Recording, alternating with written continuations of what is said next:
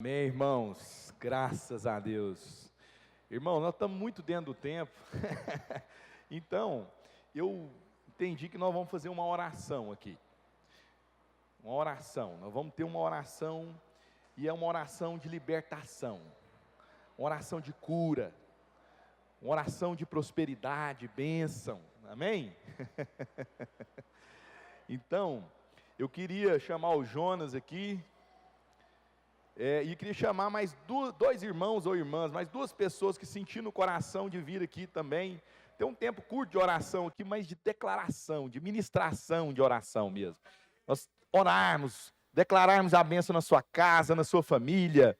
Vem cá, Jonas, senti te chamar aqui. Cadê aquelas irmãs que puxam oração aqui na igreja? Tem aqui? Quem é? Neusilene. Então chama a Neusilene aqui. Ó, a irmã vai vir? Neusilene, vem cá.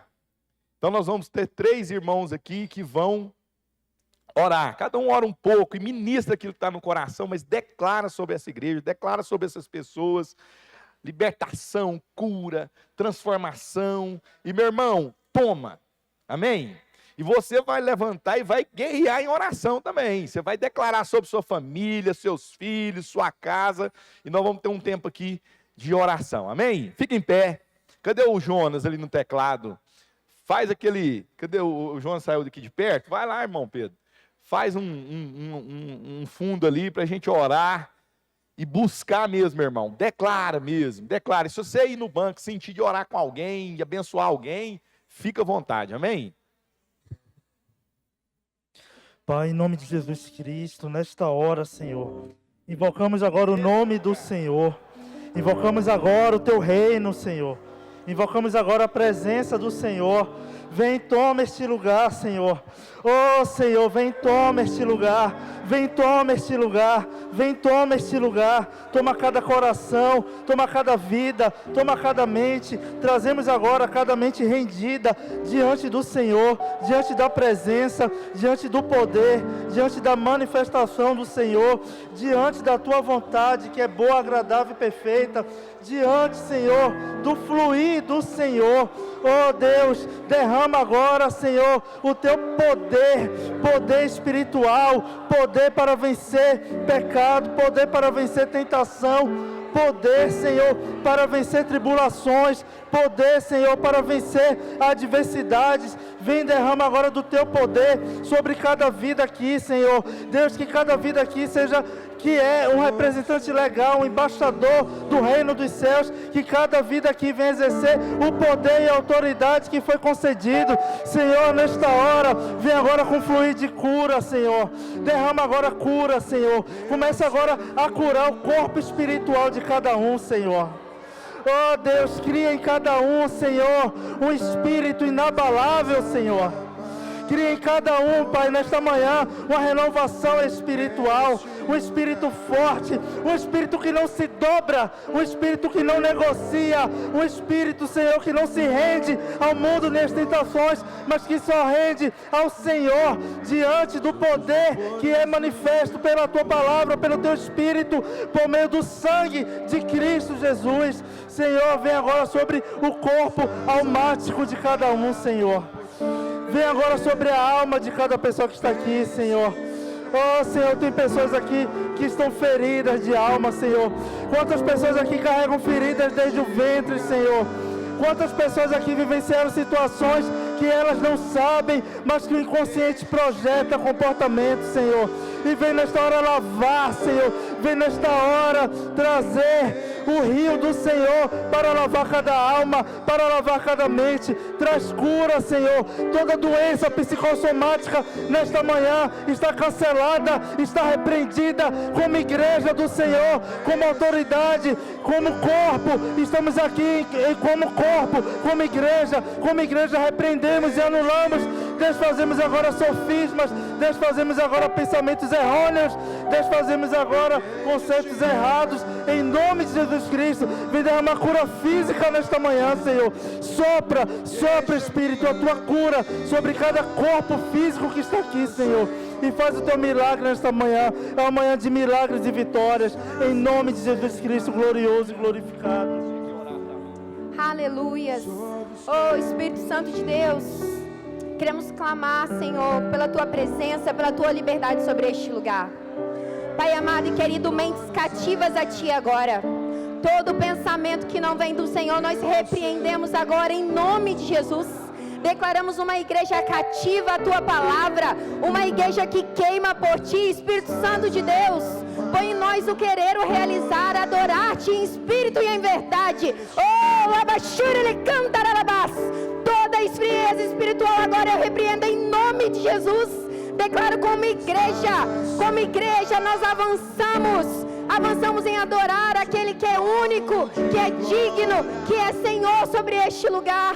Oh, aquele que entrou aqui perdido, aquele que entrou aqui sem entender porque amanheceu nesta manhã. Oh Deus, põe agora, Pai, paternidade sobre este coração, pertencimento. Oh, aleluia! Uma igreja que ama Cristo, aquele que morreu na cruz para que tivéssemos vida em abundância. Toda esfrieza repreendida agora. Clame, irmão, abra tua boca, declare: nosso Deus é santo, é digno, é exaltado, é Senhor sobre esta igreja. Oh, eu declaro agora, Senhor, corações rendidos a Ti, mente cativa a Ti. Oh, comece a dizer palavras de amor a esse Deus que se entregou por Ti, meu irmão. Um Deus que vive, que reina, que está neste lugar. Um Deus que é real. Oh, aqui nós não estamos adorando as paredes. Isso aqui não é, Senhor, é algo da carne, é algo que você sente, mas é algo que você anda pela fé. Começa a declarar: Te amamos, Te exaltamos, soberano. Oh, vem Espírito, trazendo liberdade de adoração, liberdade de entrega, liberdade, Senhor, para que nós possamos adorá-lo, porque Tu és digno, Tu és exaltado. Aleluias, aleluias. Aleluia, Senhor. Ó Deus, eu quero orar especialmente pelas famílias aqui nessa manhã. Cada família, Senhor, aqui representada. Cada casal, cada homem, cada mulher, cada marido, cada esposa, cada relacionamento, os relacionamentos conjugais. Ó Deus, eu oro por cada pai, por cada mãe, oro por cada casa que está representada aqui neste lugar, cada família. Senhor, conhece cada um pelo nome, pelo sobrenome, pelo endereço. Senhor, sabe o que cada família está passando aqui, Senhor, como família, como casal, como pais. Senhor, conhece as lutas de cada um, as provações que cada um tem enfrentado. Ó Deus, o Senhor sabe das necessidades, o Senhor sabe aqueles que têm sofrido com enfermidades. Ó Deus, o Senhor conhece muito bem.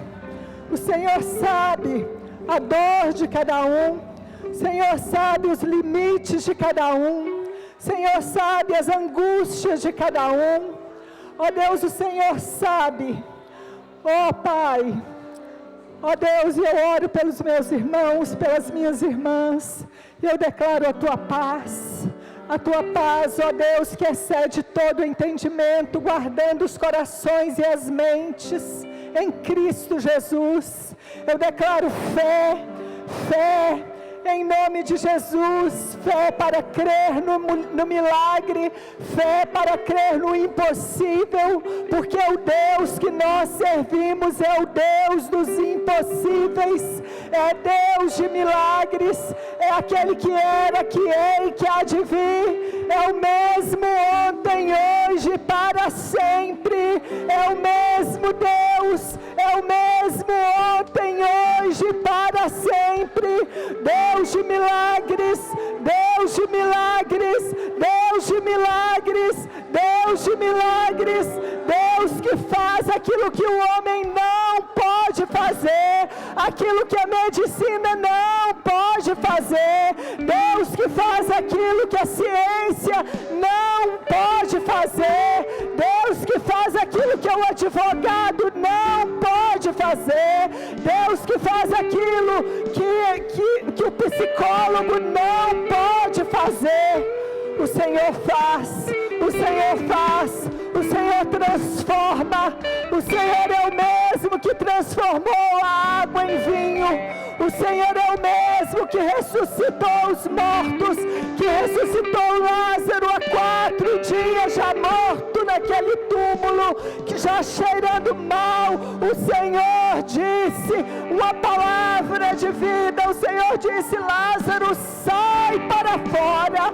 Lázaro, sai para fora. E nós declaramos vida neste lugar onde a morte, nós declaramos vida, vida de Deus, onde a morte espiritual, morte física por enfermidade, em nome de Jesus, em nome de Jesus declaramos vida, vida, vida, vida, restauração, restituição. Oh Pai, porque o Senhor é o mesmo, o Senhor é o mesmo, o Senhor é o mesmo. O Senhor não mudou, o seu poder não mudou. O Senhor é o Deus que abriu o mar vermelho. O Senhor é o Deus que fez sair água da rocha. O Senhor é o mesmo.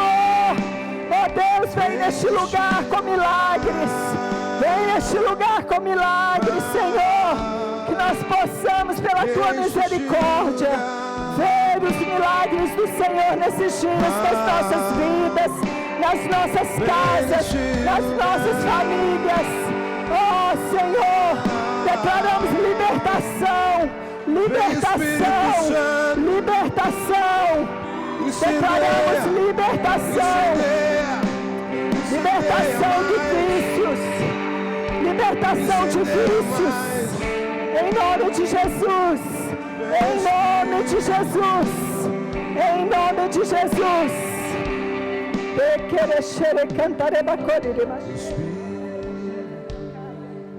Ó Deus, Pai, nós recebemos pela graça do Senhor. Não é porque nós merecemos coisa alguma, mas é pela Tua misericórdia que se renova a cada manhã. É pela Tua graça, é pela Tua graça, e nós Te louvamos. Comece a agradecer, meu irmão, minha irmã. Agradeça ao Senhor. Se você crê que o Senhor fez algo sobrenatural na sua vida nessa manhã, se você crê que o Senhor está aqui operando na sua vida, na sua família, trazendo restauração, trazendo libertação, agradeça a Ele, levante suas mãos pela fé, ainda que você ainda não pode ver. Pela fé agradeça, louve ao Senhor, bendiga ao Senhor, glorifique ao Senhor. Tome posse da vitória do Senhor na sua vida, em nome do Senhor Jesus. Louva, irmão, louva a música. Vamos adorar com mais uma vez aqui com esse louvor. Tu que estás assentado sobre os querubins. Olhe para o Senhor nessa manhã. Olhe para o Senhor. Tu que estás entronizado em meio aos serafins.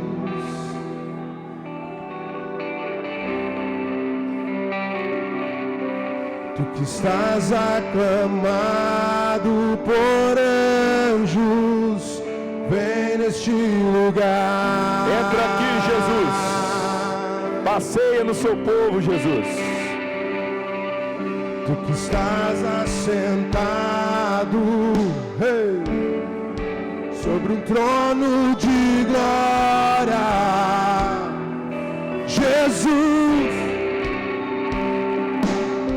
Tu que estás aclamado por tua igreja, vem neste lugar,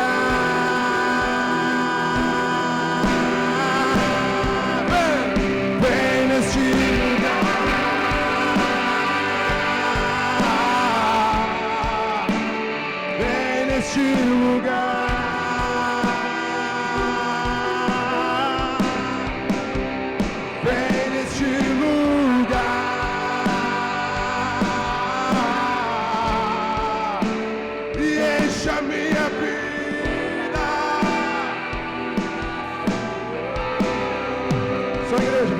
neste lugar.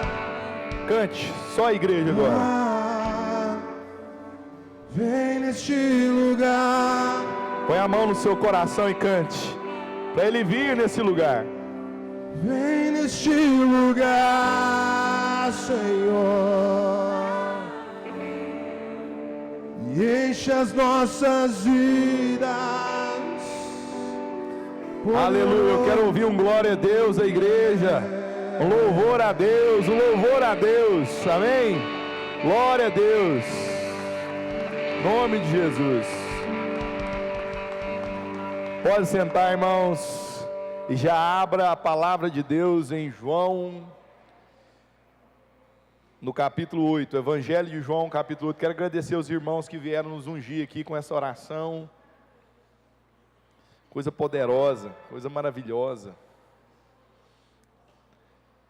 Nós estamos vivendo tempos em que é necessário muita oração. Amém?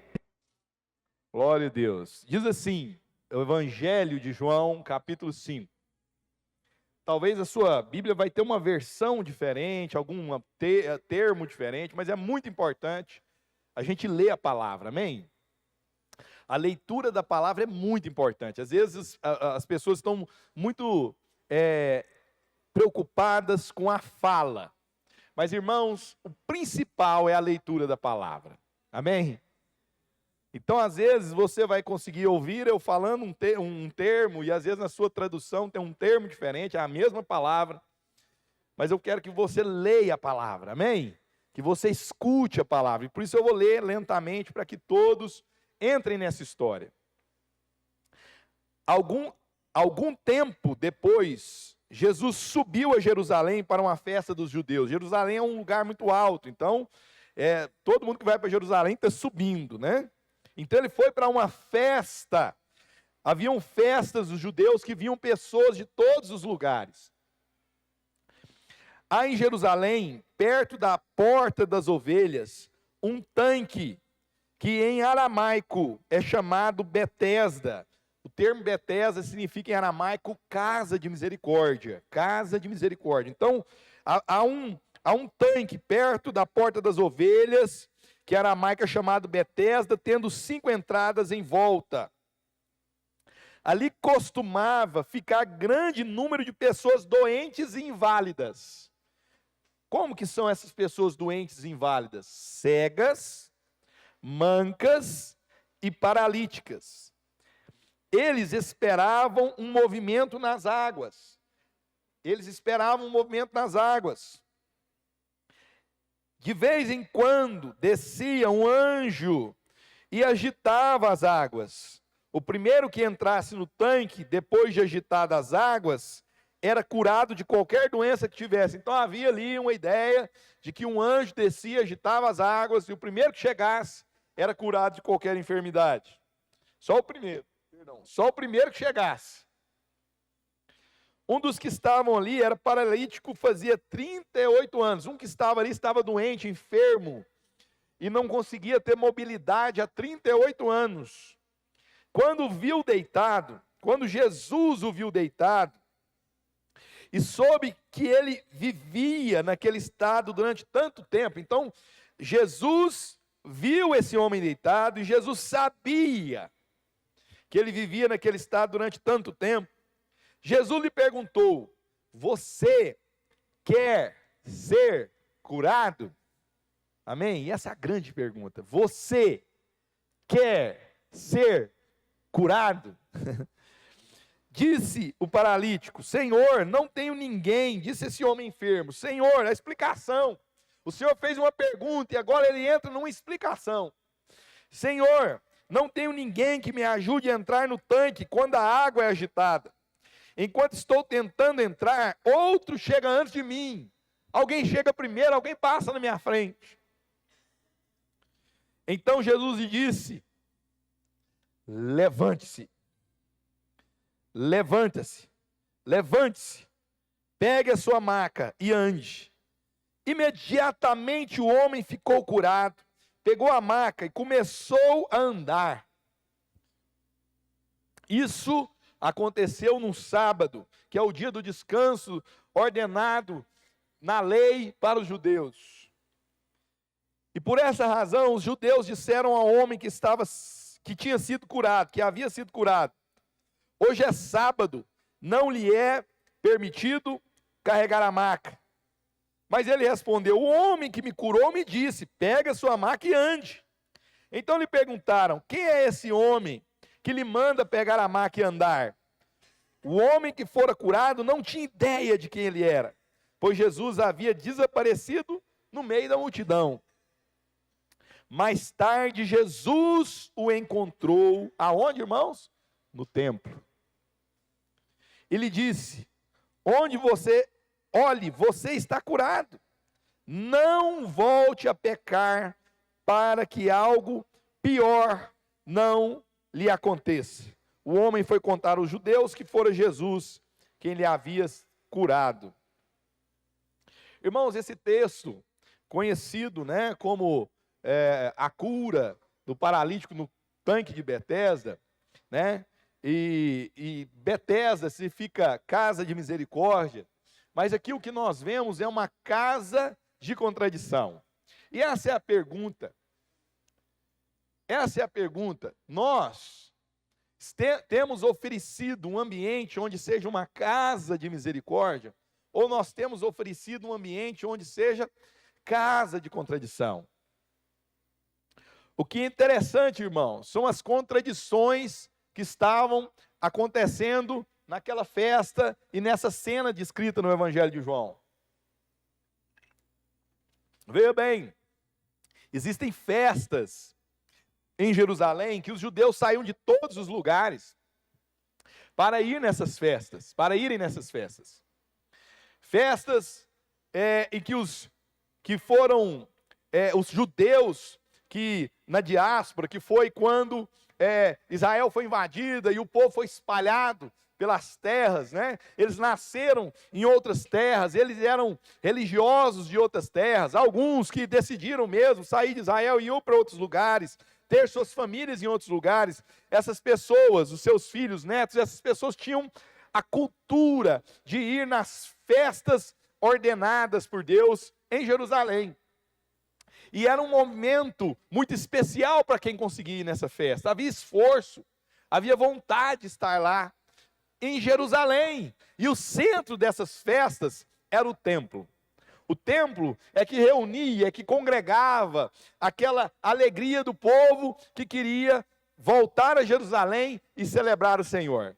Mas nós temos de forma interessante um espaço chamado Tanque de Betesda, Casa de Misericórdia, que não é um templo judeu, que não é um espaço judeu, mas é um espaço profano, é um espaço de homens que são gregos, homens que têm essa influência, mesmo romanos, mas tem essa influência grega, essa espiritualidade grega. Ali era adorado um outro Deus, que era o Deus da cura, né? O Deus, rapaz, eu estou enxergando pouco, né?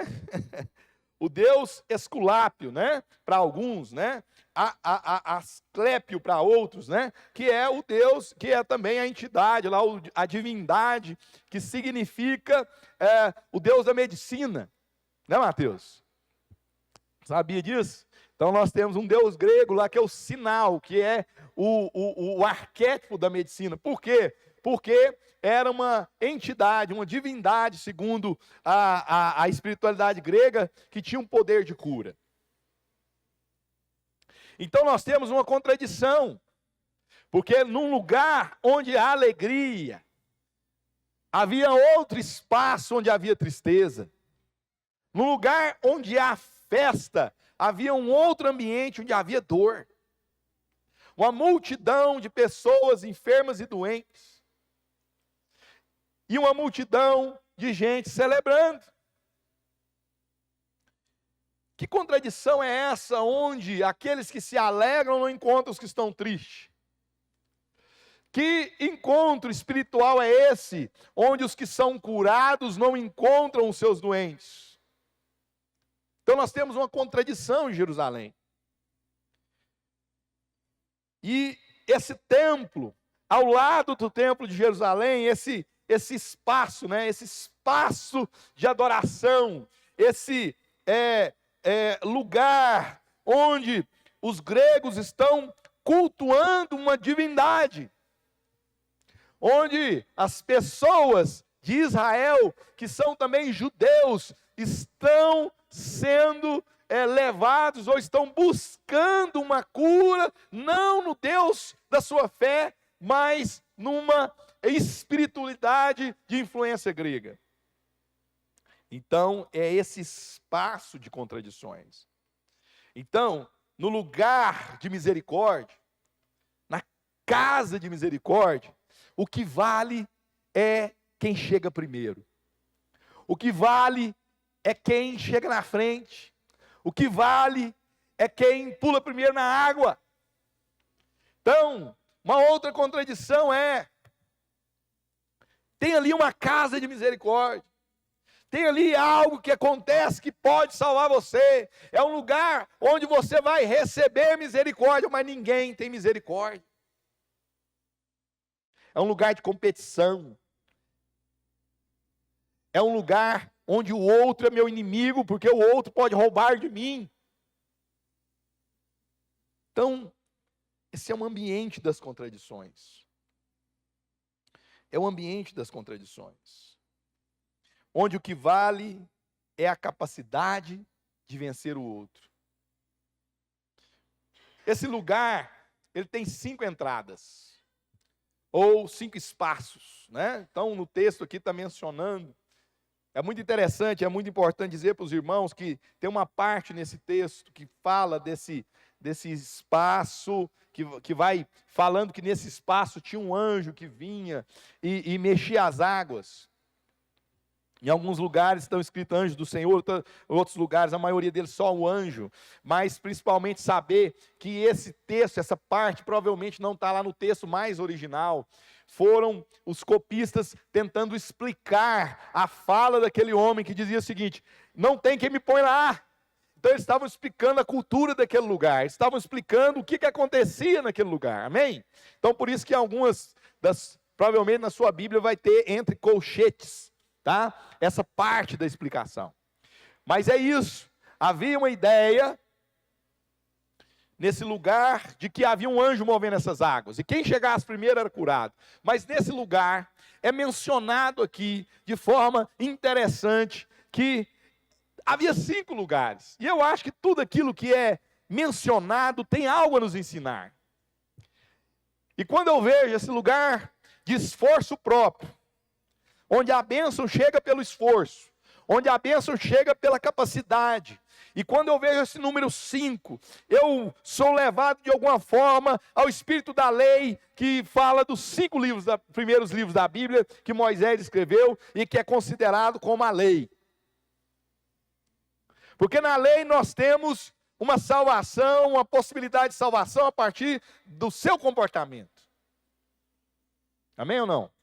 A lei diz, se você se esforçar, se você fizer, se você conseguir, então você será abençoado. Mas diz o apóstolo Paulo que a lei, ela não veio para ser cumprida, ela veio para ser um tropeço, para que as pessoas reconhecessem diante de Deus a sua total inabilidade de serem bons e perfeitos na sua própria força. A lei veio para mostrar para nós que somos pecadores. Há uma disposição interna no ser humano que Deus queria denunciar no seu processo de salvação, na construção da história da salvação. Quer dizer para nós é o seguinte: na sua força não vai. Amém ou não? Esse é o espírito que estava movimentando a ideia de trazer a lei, porque quando Deus entregou a lei, e Moisés desce com a lei, e diz a lei para o povo, sabe o que o povo disse para Moisés? Moisés, fica tranquilo, tudo isso nós cumpriremos. Há uma vaidade em nós. Há uma vaidade em nós, em todo ser humano. E durante muitos anos da história, Deus veio trazendo seus heróis, revelando nesses heróis as suas fragilidades. Quase todo personagem bíblico tropeçou em algum aspecto. Não são todos que a gente tem a oportunidade de ver as suas fragilidades, mas quase todo herói da fé tropeçou em algum aspecto. Sabe por quê, irmãos? Para que a gente saiba que no nosso braço, na nossa força, não é possível cumprir tudo. Não é possível servir o Senhor de verdade. Se não for a graça de Deus, nós tropeçaremos. Se não for a graça de Deus, erraremos. Se não for a graça de Deus, falharemos. Amém? Então, nesse ambiente legalista, onde chegou primeiro, recebeu, chegou por último, dançou. Então, eu não tenho relacionamento, é uma reunião de indivíduos, é outra contradição, porque aonde tem tanta gente, mas não tem relação. Porque num lugar onde a lei impera, não há relacionamento, porque só precisamos de regra, onde a relação é fragilizada, onde a relação é distante. Todo ambiente onde a relação é distante, onde o compromisso é esvaziado, você precisa de muita regra. Senão não funciona. Uma casa de muita regra é uma casa sem relacionamento, é uma casa sem compromisso. Porque há muita regra, há muita lei, porque as pessoas não se reconhecem. As pessoas não consideram a necessidade um do outro.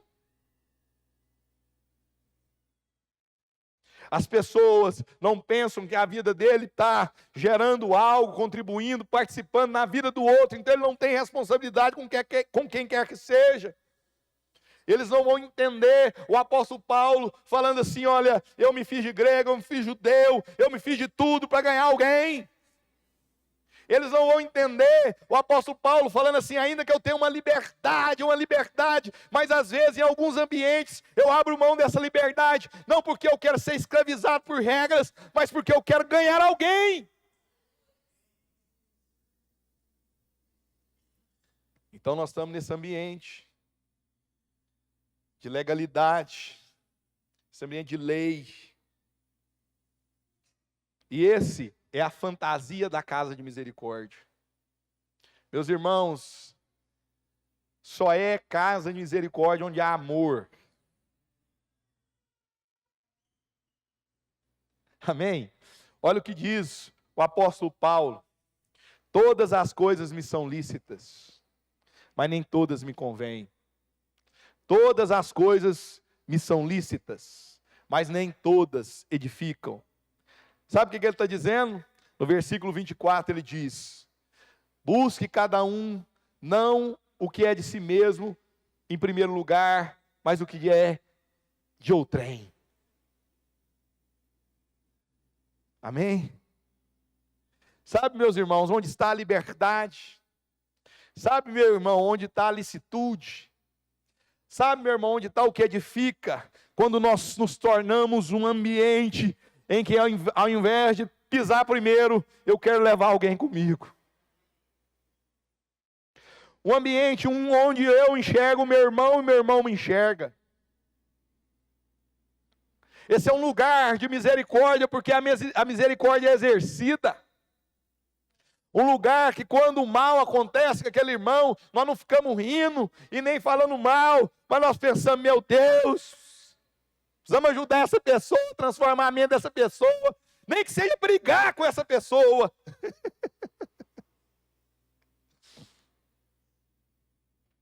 Mas aonde nós consideramos uns aos outros. E lá havia muitos doentes e inválidos. Sabe qual era o doente e inválido? Eles tinham 3 características: cegos, mancos e paralíticos. Cegos, mancos e paralíticos. É muito interessante, podia ter dito só doentes. Por que ele mencionou esses 3 perfis? Porque, meus irmãos, a cegueira é esse lugar onde o Deus desse século nos cegou. O Deus de um século cegou o entendimento. E sabe qual que é a principal maneira do Deus deste século cegar o entendimento? É esse olhar para si de uma forma tão egoísta, tão medrosa e tão carente. A Bíblia nos ensina: ame a si mesmo e depois ame o próximo.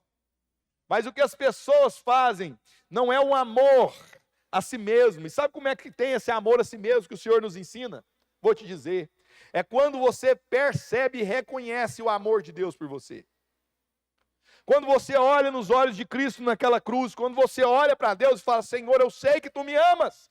Eu sei que o Seu amor é tão grande por mim, que o Seu Filho deu a vida, que o Senhor entregou Seu Filho, e o Senhor me ama. E quem reconhece o amor de Deus por si, começa a ter esse amor. Sabe por quê? Porque começa a vencer suas carências, começa a vencer seus medos, começa a vencer esse medo da morte. Diz a palavra de Deus em Hebreus, que o diabo nos escraviza pelo medo da morte, o medo de perdas, o medo de que algo seja tomado, o medo de que algo acabe. Essa era a cadeia de Jó. Jó tinha uma cadeia, porque ele dizia assim: olha, o que eu temia veio sobre mim. Quando todo mal aconteceu sobre Jó, ele declarou, Jó 3:25, o que eu tinha medo me aconteceu. Jó era um homem que atraía o mal para si, porque ele vivia com medo.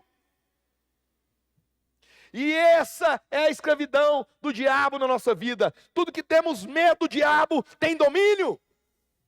E é essa carência que faz com que nós não amemos uns aos outros. Essa carência, esse medo, essa sensação de que eu preciso me guardar, é que faz com que nós estejamos totalmente cegos e não vejamos um palmo à nossa frente. Porque o nosso olhar está para dentro.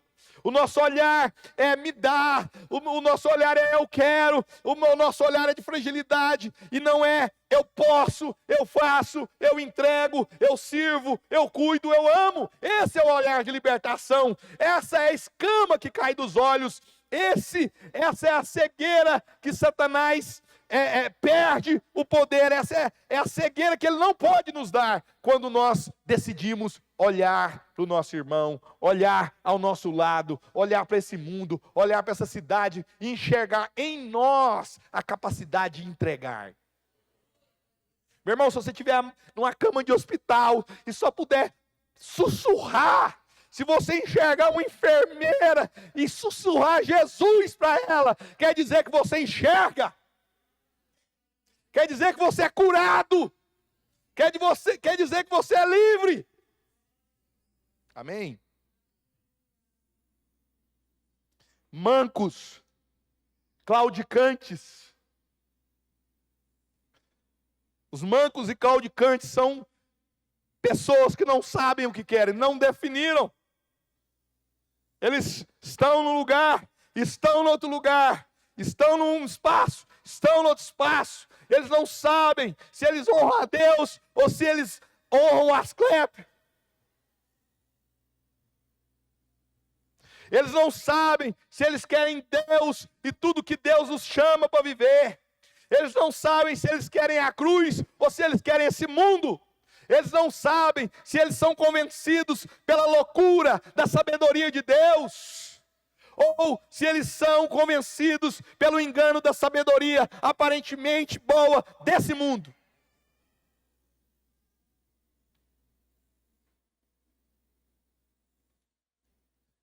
Meus irmãos, o Evangelho é um convite da cruz.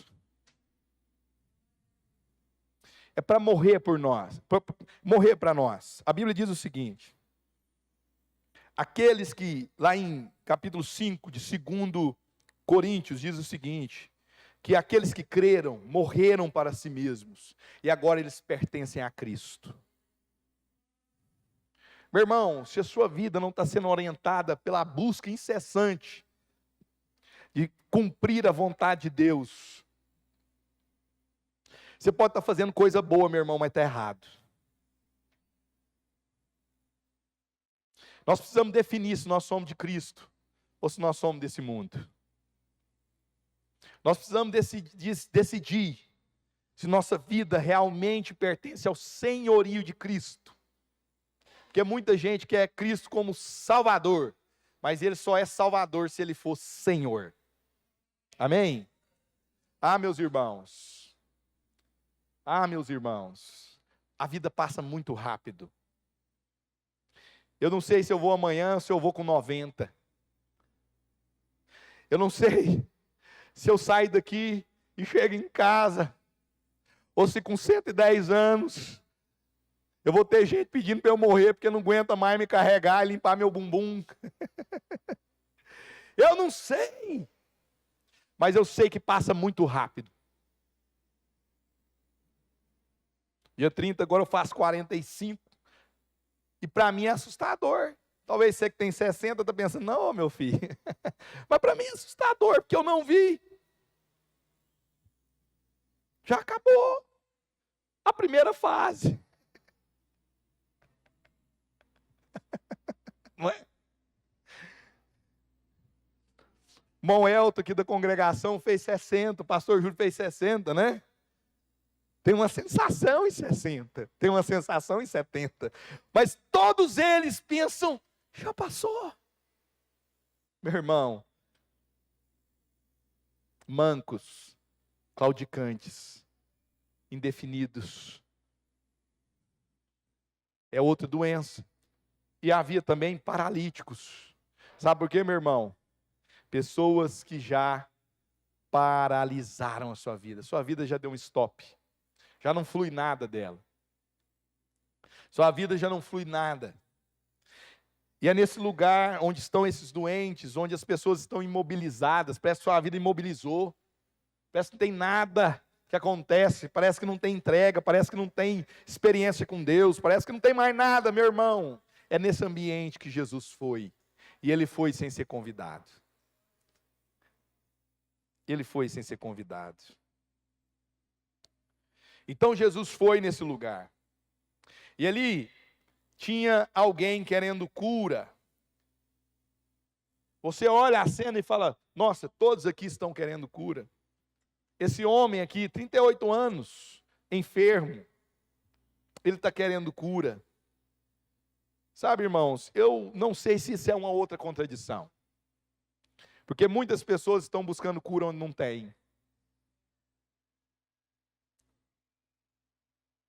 Eu não sei se muitos aqui estão buscando cura ou estão buscando uma fuga leve. Uma fuga leve. Uma consciência leve. Porque tem problemas que precisam ser enfrentados. Situações precisam ser encaradas. Arrependimentos que precisam ser vividos. Confissões que precisam ser faladas.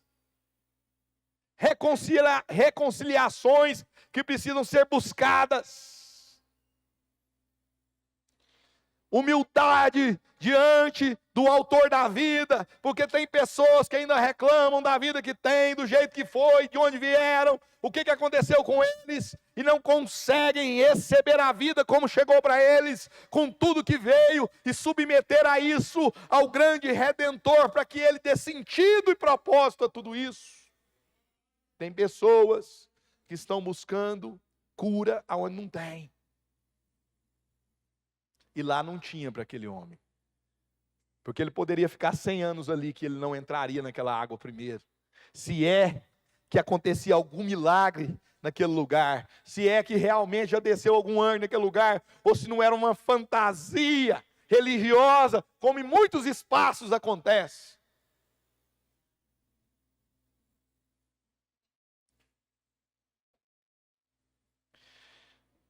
E Jesus fala a grande pergunta.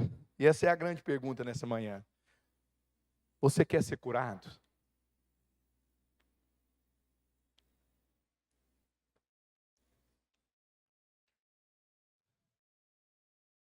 Sabe, irmãos, eu sou psicólogo, terapeuta, então o inconsciente é um mistério.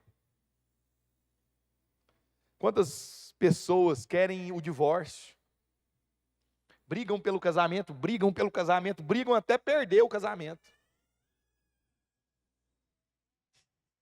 se põe de vítima, se põe de vítima, se põe de vítima, até perder. Para que a sua fuga do casamento seja leve. Quando as pessoas têm um compromisso inconsciente com a pobreza, dívida, perde. Parece que não vê possibilidade, não vê oportunidade, não vê nada. E parece que, na verdade, eles têm um compromisso com uma fuga leve, para dizer que eu fiz muito, eu busquei muito, eu quis muito.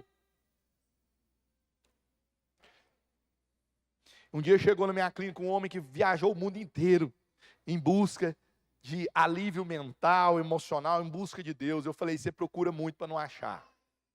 Ele assustou.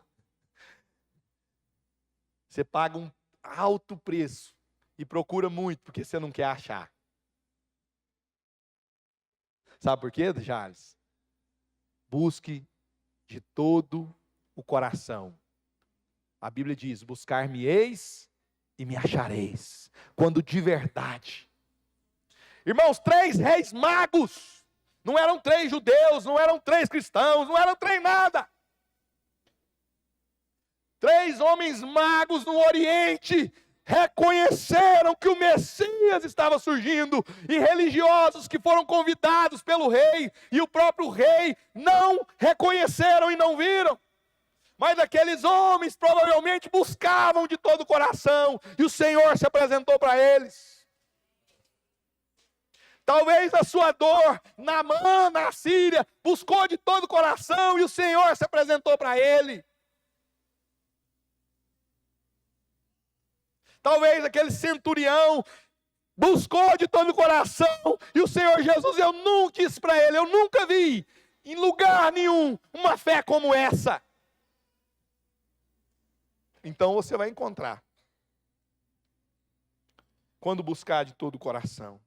Então muitas pessoas não estão buscando a sua solução, elas só querem parecer.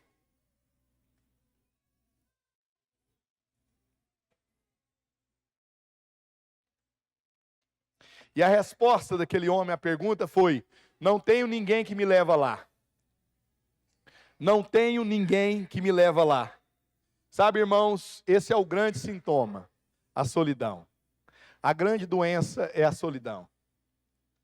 Não tenho ninguém. Sabe por quê? Todo mundo aqui está buscando algo, mas você não está entregando. Sabe qual que é a cura? A cura foi Jesus não escutar aquela conversa e falar assim, levanta-se. Levanta-se. Toma a sua maca e ande. Sabe o que aconteceu naquele lugar, irmãos? Jesus está dizendo para você, levante-se. Levante-se e faça alguma coisa. Levante-se, creia e faça alguma coisa. Sabe o que aconteceu quando aquele homem carregou aquela maca? As pessoas viram um milagre. As pessoas viram um testemunho. Levante-se e faça algo. Levante-se e movimenta. Sabe, meus irmãos, nós precisamos nos levantar. Nós precisamos nos levantar. Porque Jesus, a graça de Deus, pode nos alcançar de uma forma tão extraordinária.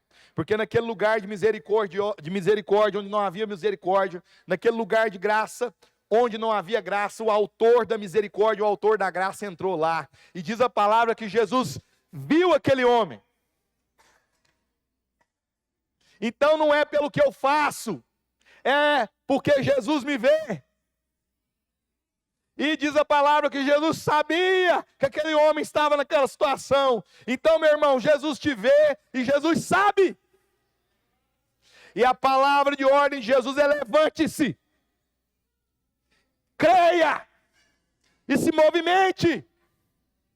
Levante-se dessa opressão mental, levante-se dessa acusação, levante-se dessa mentira, e mesmo que você esteja assim, amarrado pelas impossibilidades, sussurre o nome de Jesus, entregue algo para alguém, carregue uma maca pelo menos, para que alguém veja esperança.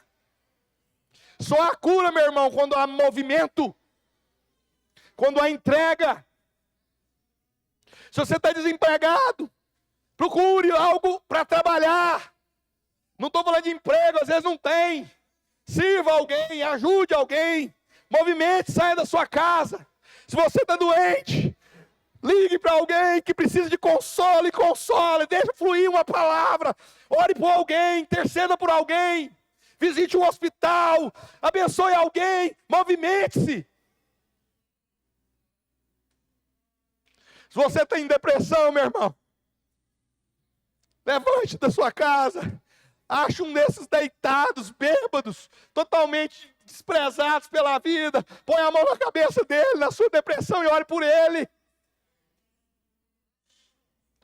Levante-se e carregue a sua maca.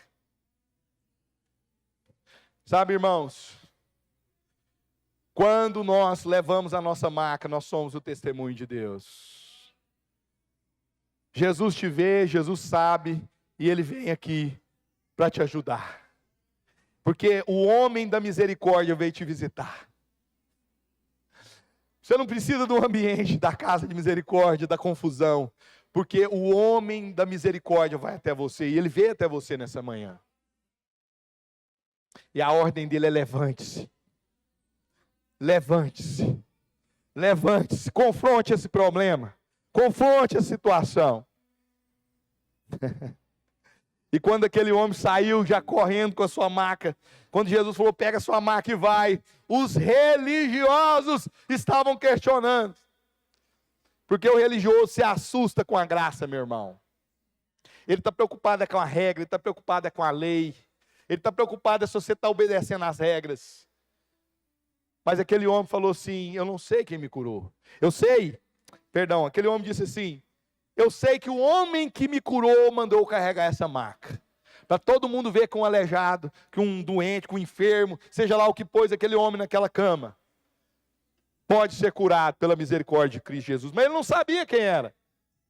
E aqueles homens não estavam felizes porque um enfermo foi curado, mas eles estavam preocupados porque as regras foram descumpridas. Mas Jesus não obedece regra. Jesus, no seu amor, Ele quebra todas as regras por amor. E aí, meus irmãos, Jesus foi até aquele homem, mas aquele homem já não estava no lugar das lágrimas, ele estava no lugar da festa. Ele estava no templo. E Jesus disse para ele: vai, meu filho, e não peques mais para que não haja coisa pior. Sabe, irmãos, para que não haja coisa pior, nós precisamos de arrependimento. Precisa hoje de arrependimento. Nós somos promotores das nossas próprias dores. Nós somos promotores do nosso próprio mal, sabe? Nossas mãos têm fabricado isso.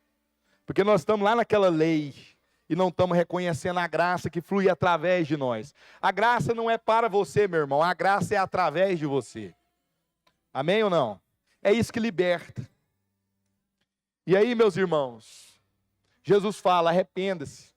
Sai dessa vida perdida, de buscar seu próprio interesse, cega, manca, aleijada.